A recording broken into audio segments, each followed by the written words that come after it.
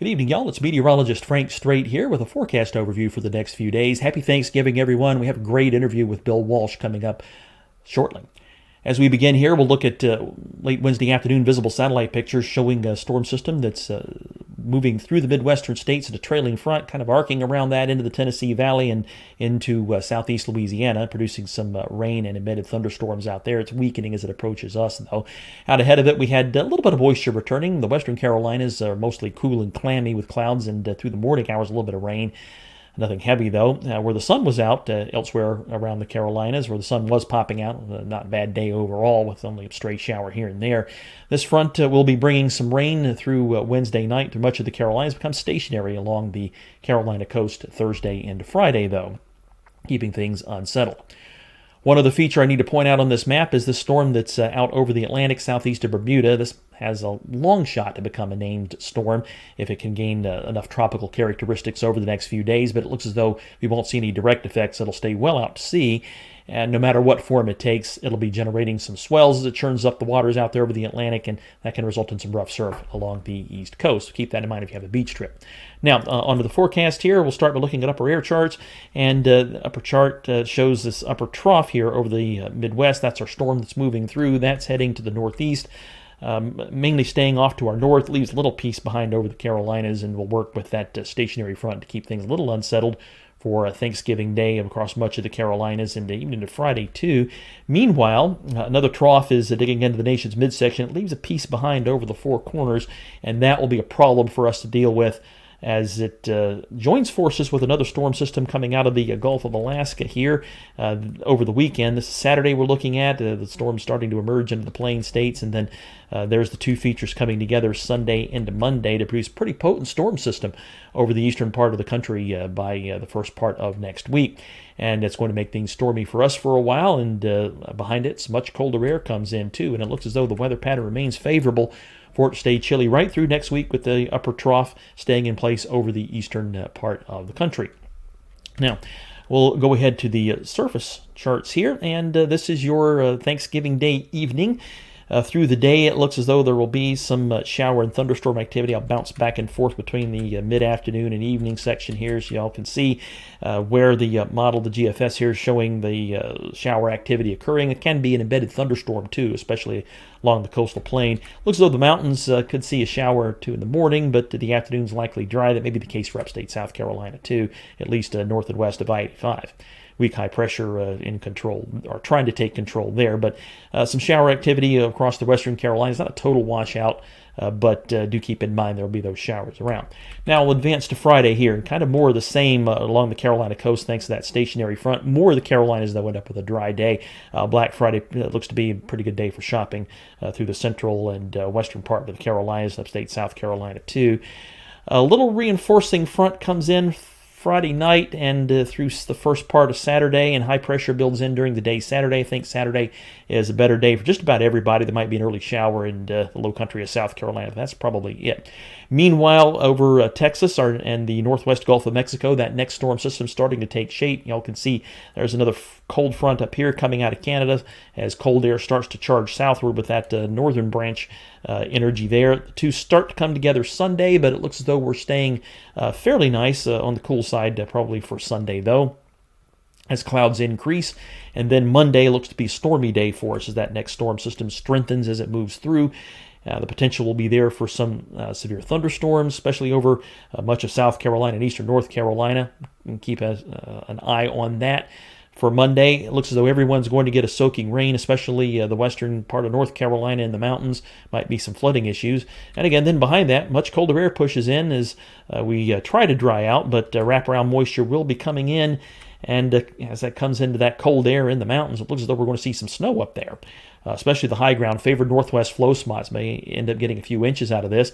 Also, note how close the isobars are packed together here. That means a steep pressure gradient. That means high winds too. It looks to be a very windy day across the Carolinas. Showers might rain showers might pop out of the mountains and head east, especially North Carolina. But the winds, the other big story, may gust to 60 miles an hour in the mountains, may gust to 35 or 40 outside the mountains. Monday night through Tuesday, maybe even Tuesday night. Could still be fairly windy on Wednesday, too, with some lingering flurries in the mountains. And cold, looks quite cold for this time of year during the first part of next week. And even through the end of next week, another little disturbance comes through with sort of a reinforcing shot of cold air and maybe a little bit more snow in the mountains. Some models are actually showing this feature being a little more robust, so it's something we'll be keeping an eye on. All right, that's your forecast overview. Now on to our interview and Scotty.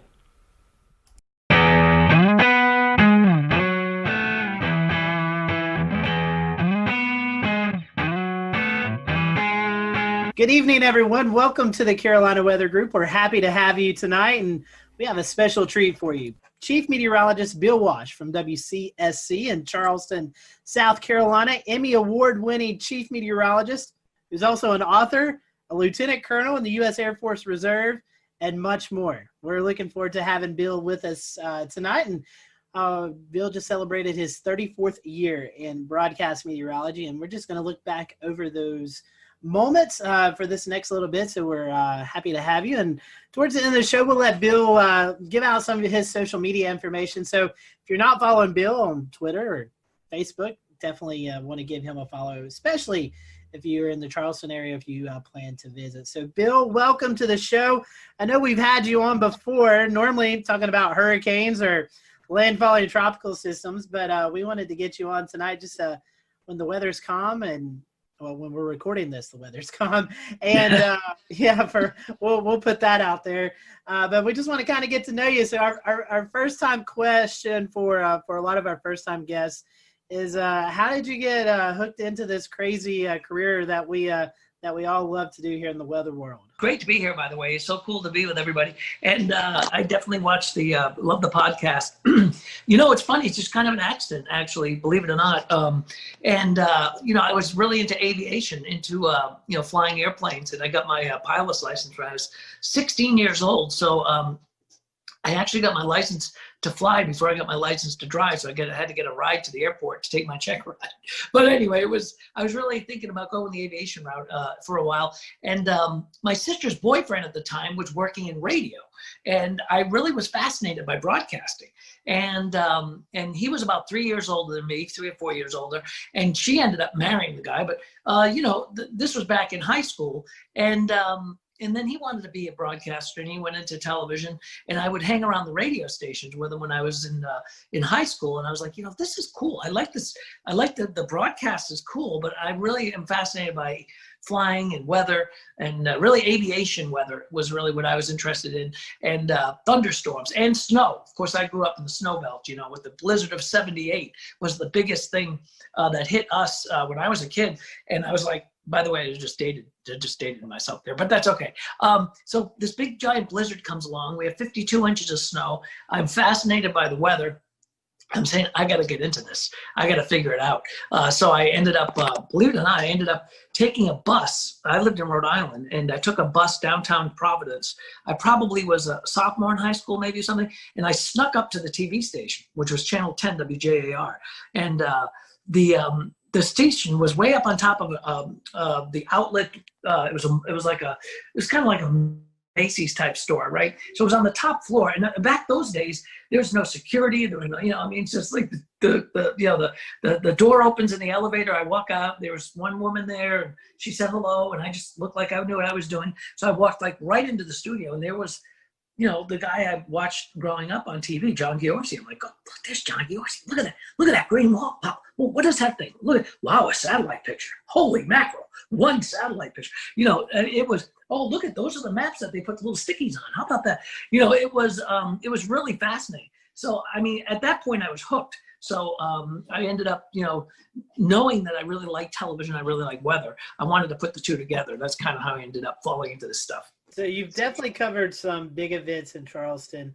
Talk a little bit we'll go into some specifics here later on, but talk about your time in Charleston and, you know, what that's meant for you. I know you've been a figure in the community. So what's it been like forecasting in Charleston? Oh, it's been fantastic. I mean, Charleston is such a great place. You know, as I said, I was in Rhode Island, and I was looking for a full-time gig I wanted to get, well, I had a great guest. I did, by the way, my dog is here. if you're wondering what, that's Ruby. And, so what happened was, I was looking for I wanted a, Monday through Friday gig or something like that. I looked very, very young, as I continue to this day, except for the hair, see? But anyway, so, I decided that I'd start looking. I wanted to go somewhere warmer. I really like tropical weather. I love hurricanes. So, and we, at that time, even in the 80s, there weren't that many big hurricane events.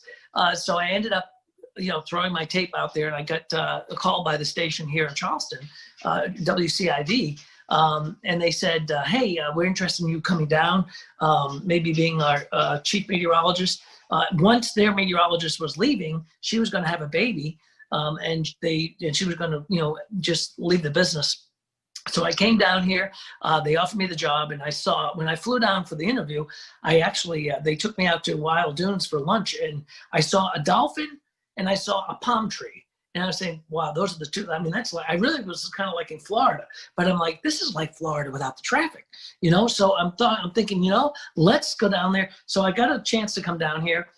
To work at Channel 4, and I did for, that was in 86. And then, of course, in 1989, Hurricane Hugo comes along. Well, the worst strike on the U.S. in years and decades that came up and really slammed right into us perpendicular-wise, right up the coast, right into the coast. And we had 6 feet of water in the building. We were blown off the air. I mean, I was out of my house for 3 months. I had to live with my soon-to-be in-laws for 3 or 4 months. That was worse than the hurricane. But anyway, that was, she could probably hear me. But anyway, it was, he recycled paper towels, her father. She can hear me, I can't. All right, so anyway, but so, so that was an event that was just, that was a career-making event because, here I was, young guy, doing my first my second weather job. Technically third because I did part-time on cable way back. But anyway, so, it was a big deal. And Rob Fowler, my pal Rob, Rob, and he comes on the show. And he and I both worked that storm from different perspectives, different stations. But we were down here within about maybe a year of each other. I think I came in 86, he came in 87. But, the two of us really that was our biggest, our biggest weather event that all of a sudden, here we are in our 20s doing that big, big storm, and they hadn't had one here in years, and it was a devastating storm. So, and then in 1993, Channel 5, was kind of like the big gun in town, and they were their main weatherman was Charlie Hall. He was like an institution. He was an amazing man. He signed the station on. I mean, he was literally the guy who was the first guy on the television station to sign it on. And they called me up and said, hey, are you interested in coming over to work with Charlie? And I'm like, you want me to work with Charlie Hall? I mean, you want me to, and they did. And they said, we'd love for you to work together and build a weather department. And, they had Charlie and they had Mike, but they had one computer, and it was just an old Liveline 3, I think it was. And they wanted to build a storm center. They wanted to build a weather brand. So that was when I went over to Channel 5. So anyway, that's kind of how I ended up in Charleston. I'd like to reminisce about Hugo a little bit since it was one of the big storms of my youth. I grew up in Rock Hill, and it was still a big deal up in York County. So I was wondering if Hugo was actually the biggest event for you during your career, even though it was in the early part of your career, and maybe you could tell us a little bit about the lead up and the aftermath of Hugo. I think it was actually. And by the way, Rock Hill, you got whacked by that storm. It was yes, still, we did. Yeah, that was still it blew all those glass windows out of the buildings up there in Charlotte. Rock Hill was rocked by that storm. I mean, it wasn't extra tropical until it got to New York State. I think in my weather career, as far as like biggest storms that I've, forecast and lived through, that's got to be at the top of the list, I think. I mean, we've had a lot of, close calls since. We have a lot of, I call them the drive-bys. They come up the coast and then head up toward, the North Carolina, coast and the Outer Banks. So we've had a lot of those types of storms, but Hugo certainly was the largest that really impacted us here, especially as a Cat 4, 135 mile an hour storm. We had a 22-foot storm surge in McClellanville, and they had people being put up in the rafters at that Lincoln High School because it wasn't really, they didn't think the water could ever get that deep in a high school like that. It was, it was a precedent-setting one for me, but also for the station. all three stations. It really was, and for Charleston itself, the city remembers it every year. 31 years ago now, hard to believe. But there was, I think that and a couple of the snow events, actually, if you think about it, a couple of years ago, we had a snow event where we had, and I know some of you guys are going to laugh at me, we had 6 or 7 inches of snow. And, that's a big deal for Charleston. It is a big deal for Charleston. We were, and it was so cold. It was such a cold air event. The cold air was really in place for about 3 or 4 days after that. So it didn't melt off very much. It melted off a little bit during the day, but it was thick enough that it refroze at night. So it was a real mess. So some of these snow events were amazing. Certainly the hurricanes were amazing. We've had a couple of tornado outbreaks. We don't have them, obviously as much as you would back inland.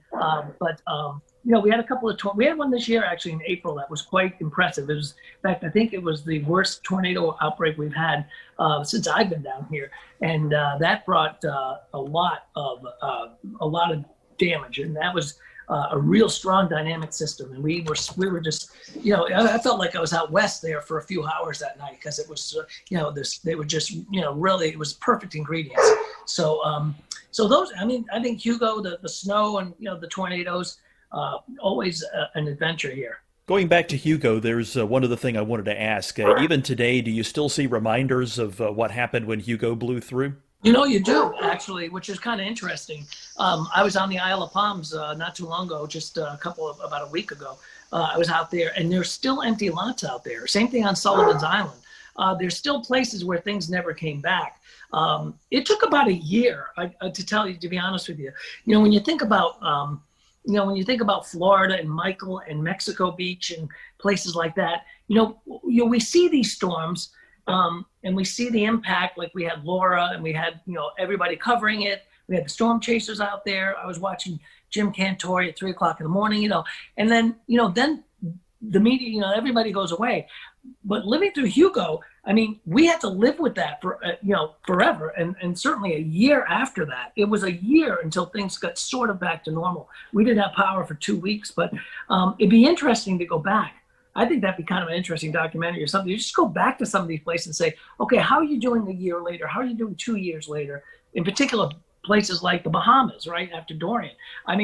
Nobody really talks about it, but obviously, those islands, there was an incredible disaster. And it'd be interesting to go back to Freeport and back to Abaco and take a look at some of those places, because see how they're doing now. So I think to answer your question, there are things still around that you can tell that were pre-Hugo or post-Hugo, but we filled in quite a bit in 31 years. I would echo your thoughts exactly, because even now, if you go and walk around, you look at some of these oak trees and pine trees, you can still see where most of these trees, they were blown over, they were popped in half, so to speak. So you can still see where the knottage is and where new limbs have grown over the years, but you can see where the disformation is.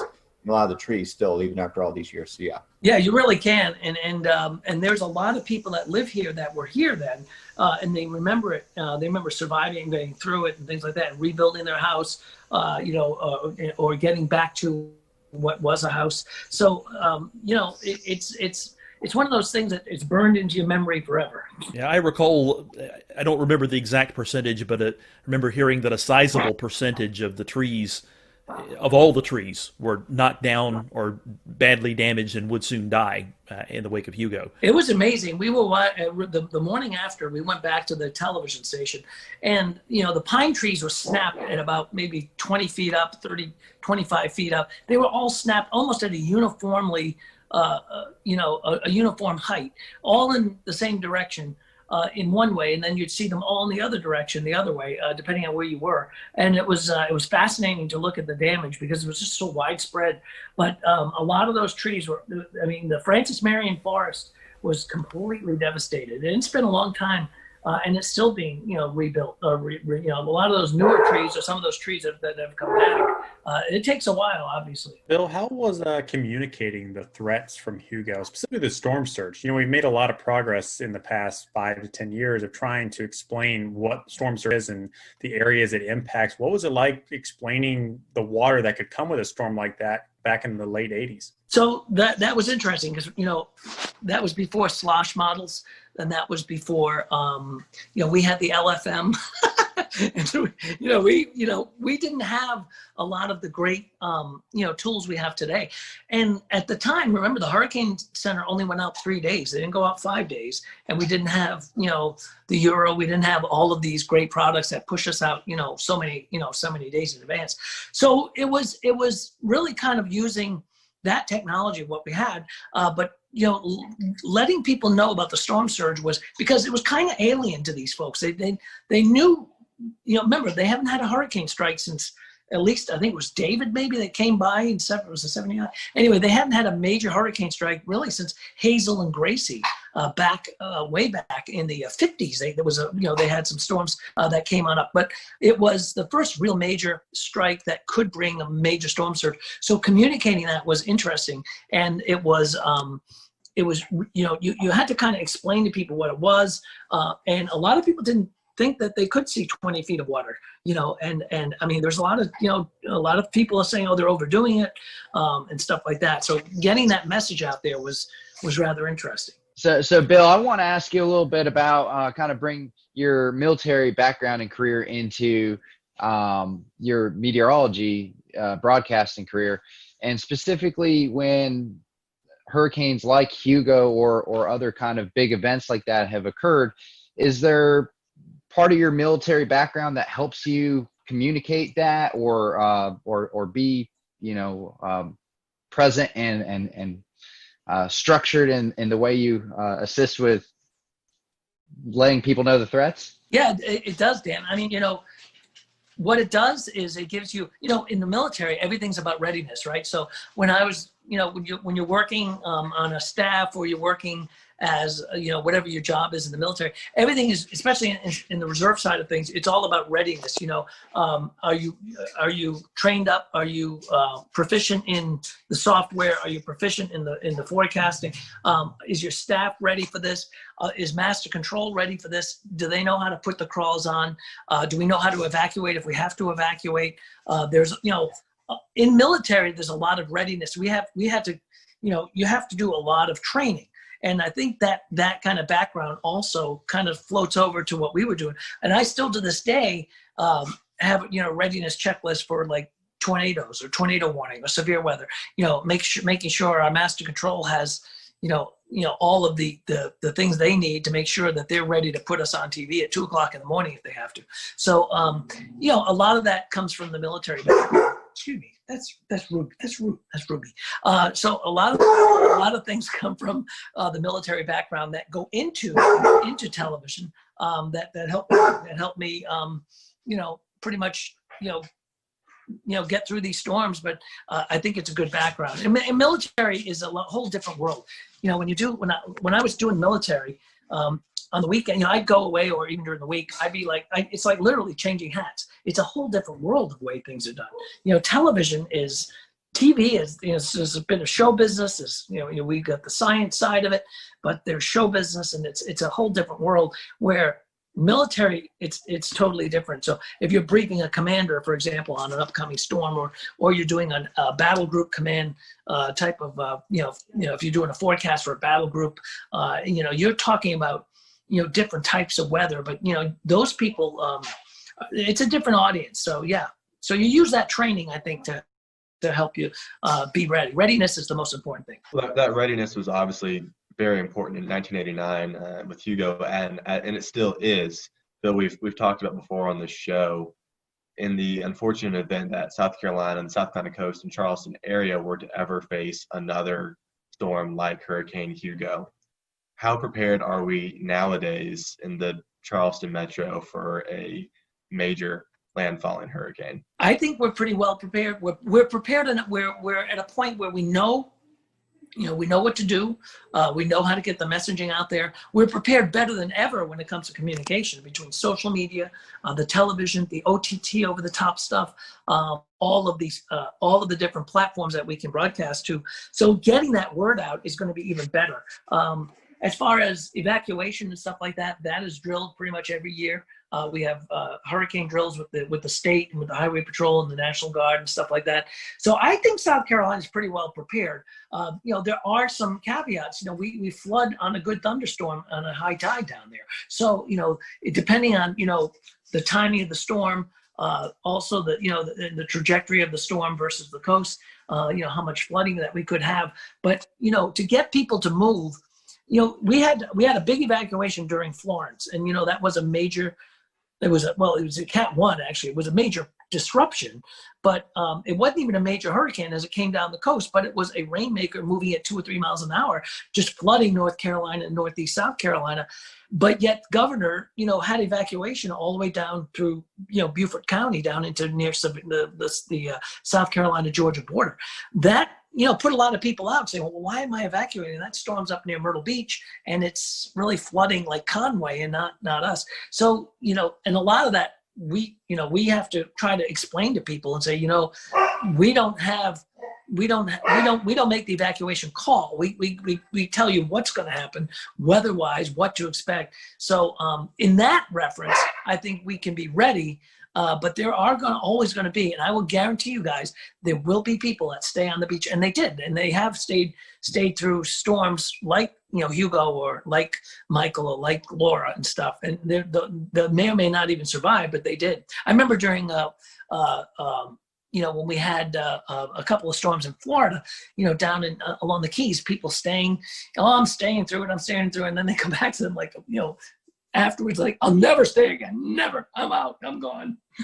Talking about some of these climate change issues that we've had, certainly the sea levels are coming up, and, what has your perspective been on how, we've had to handle sunny day flooding since you started here going into now? That's funny that you say that because, when we do have these 6.7, 6.8 tides on a beautiful sunny day, and you try to tell people we have a coastal flood advisory until 11 o'clock tonight, and they're like, it's not even raining. What are you talking about? And then all of a sudden, the pictures start showing up on Twitter of people's driveways being flooded and stuff like that, the drainage in the city. So sometimes it's hard to explain to people that, and it's people want simple answers sometimes, and sometimes it's hard to give a simple answer. And and there's not a lot of simple answers when it comes to weather. It can be complex, but even tides. When you talk about tides and talk about drainage, and you talk about some of the even the extreme low tides.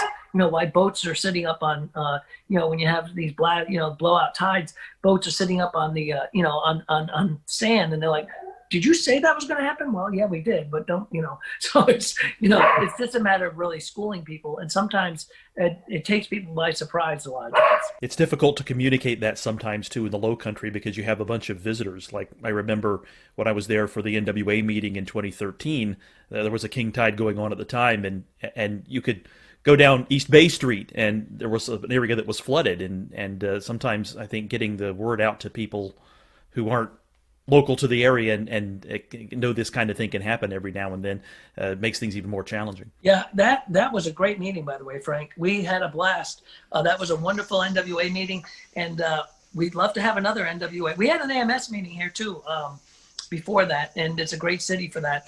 There's our shameless plug right there. We love to see everybody come back, but when we ever have conventions again. But yeah, I mean, it is, and it's hard to explain that to people that they say, hey, look, this is, this is not a rain event. This is not, we're not seeing a, major storm along the coast. Why are we getting flooding? And it's a beautiful blue sky day. So, a lot of it's education. The TV folks will tell you all the time that, they give us 2.5 minutes to do the weather and say, oh, by the way, could you explain how this stuff works? So it can be, it's challenging. And I always, when I coach people and doing weather, I'm like, you're taking such a complex thing and you're making it simple, but you have to cherry pick the most important things and let people know about them. What's good about today though, is that we have things like this podcast, things like social media, Facebook, and I'm sure you guys know, when we have big storms, and ask like Rob and everybody, Ricky will tell you, I mean, we're not only doing television, we're doing Facebook, and it's like you'll do six shows, and they'll say, by the way, can you do another Facebook Live in a half hour? And it's like, wow, I just went through all this, but I have to go through all this again. But again, it's sometimes for a totally different audience. So we're kind of schooling people along the way as well. Well, Bill, besides the whole weather TV gig, besides the military gig, you've also done some writing, right? I have. That's kind of like a hobby, more fun than ever. Yeah, I did. I write some novels, and had one come out recently. It was right before the COVID thing. So we were setting up these like we would do like Panera Breads we ended up going to different places to do some book events just to promote the book and whatnot. And then boom, COVID hit. Although we've been doing a lot, I've been doing some Zoom, what do they call them? Book things, book events, a lot of book clubs and things like that. But yeah, I wrote a novel when I was flying a lot for the Air Force. Really, I started thinking about this when I was Navy first, and when I went from the Navy to the Air Force, my job in the Air Force had me flying quite a bit in different places on C-17s, and so I started thinking about these stories and stuff like that I put together in a book and in a novel. We actually pitched it. My first book was pitched as it was more of a national security thriller, and it was pitched as a TV show. And my agent was like, you know what, this would be a good book if they don't buy it as a TV show. And they didn't go for the TV show, but the other people came up and said, we'd like you to do the book on it. So, so I've done a couple of books and three novels, and it's fun. I mean, I don't do downtime very well sometimes, so I've got to be doing something. So I guess I write sometimes, and it's really kind of enjoyable.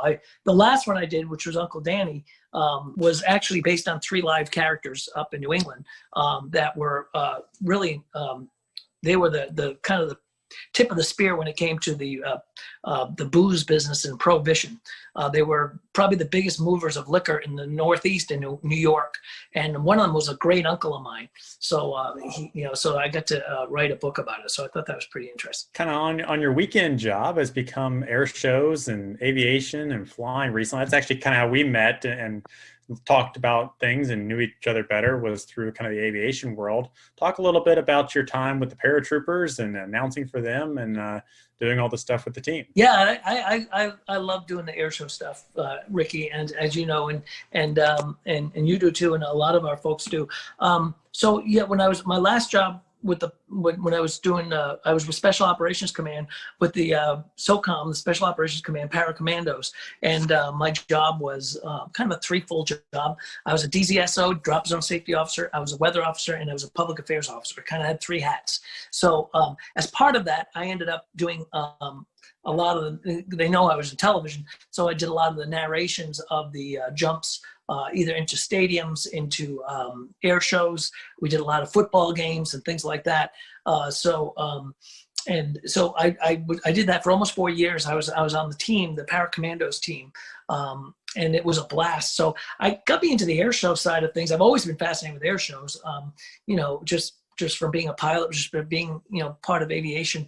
So I started doing some air show announcing.